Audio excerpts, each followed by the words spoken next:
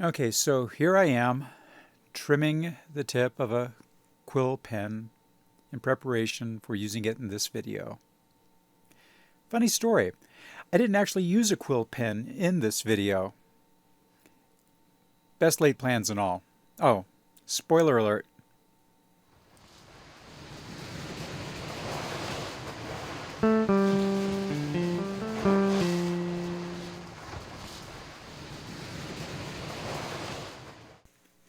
Hey everyone, this is CJ of CJ's Creative Studio, and today I want to talk about what influenced me to use Roundhand as my style of cursive writing.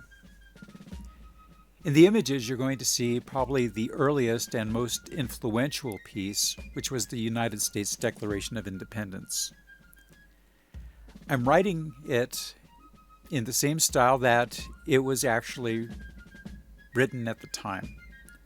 This is called engrosser's script, which was basically English roundhand, but done in a very fine style. It's not cursive because you're actually doing it in a sort of calligraphy sort of way. You can see that it isn't cursive by this real-time excerpt that I'm including here. This is actually how fast you have to write it in order to get a good result. Not something that you want to be writing every day.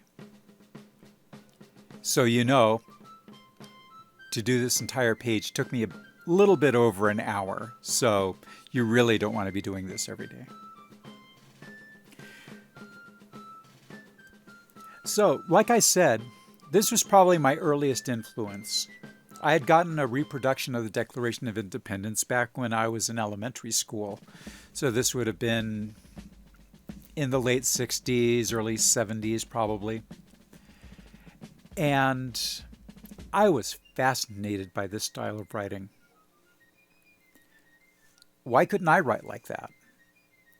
I mean, the cursive I was taught in school, while it bore sort of a resemblance to this, it was nowhere close to looking this nice.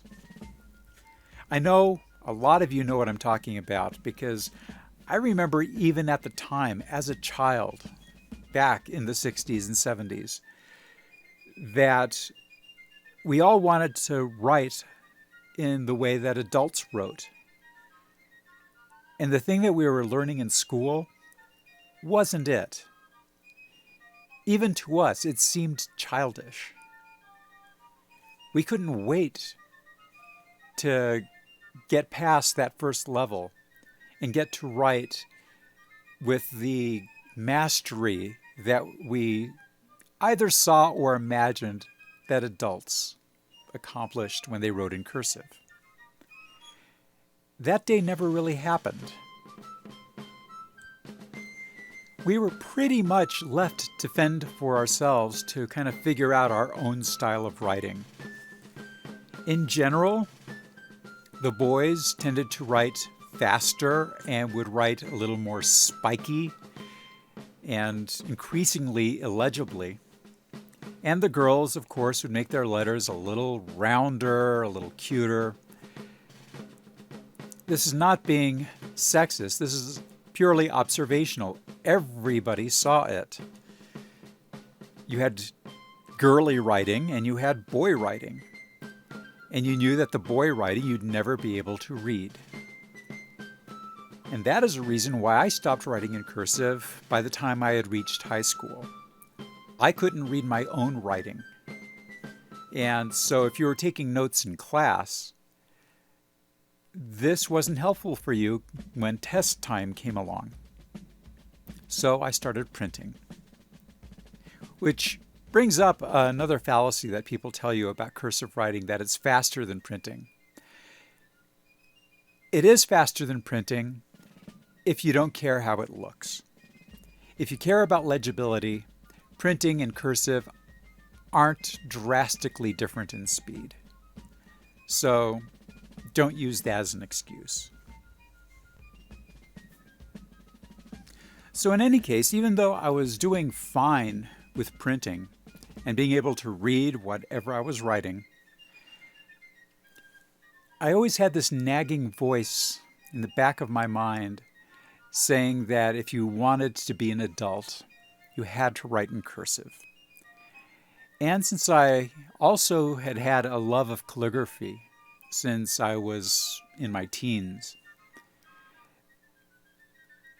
I wanted to have a script that was legible, that was attractive, and that didn't take forever for me to write. The thing is that for most of my life, there was no public internet.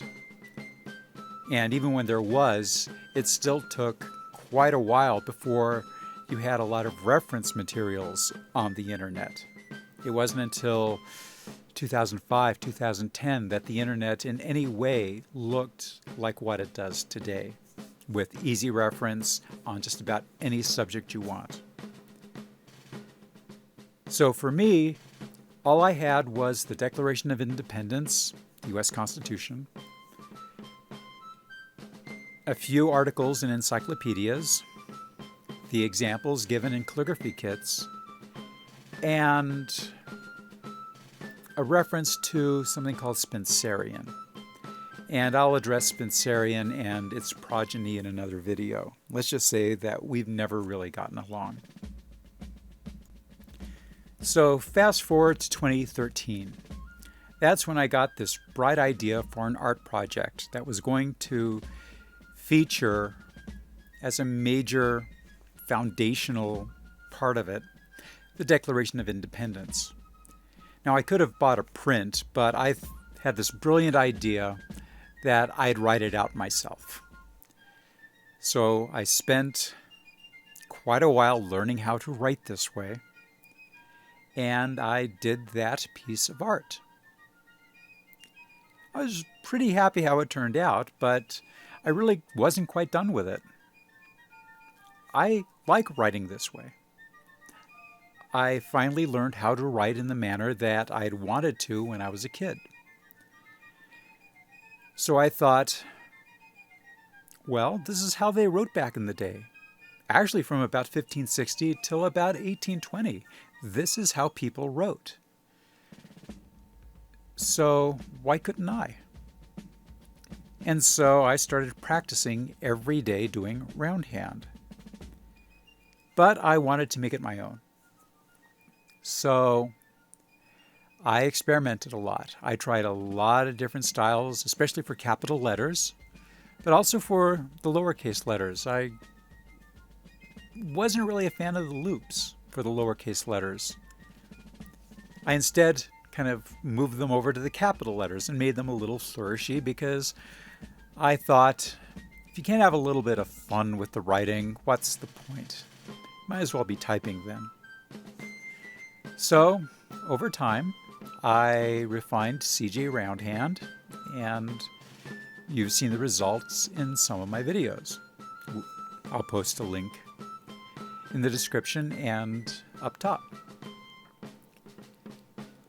That's not to say that I'm done. I still work on it all the time. I'm constantly kind of refining letters, still trying to make everything my own. So I'm kind of inspiring myself to improve my own writing. And then I do silly things like this, like write out the Declaration of Independence in engrosser's script, just to reinforce that I remember how. So that's pretty much my story on my inspirations. I hope you enjoyed it. Please click like, subscribe if you haven't already, and I'll see you again soon. And as always, be creative and keep on practicing.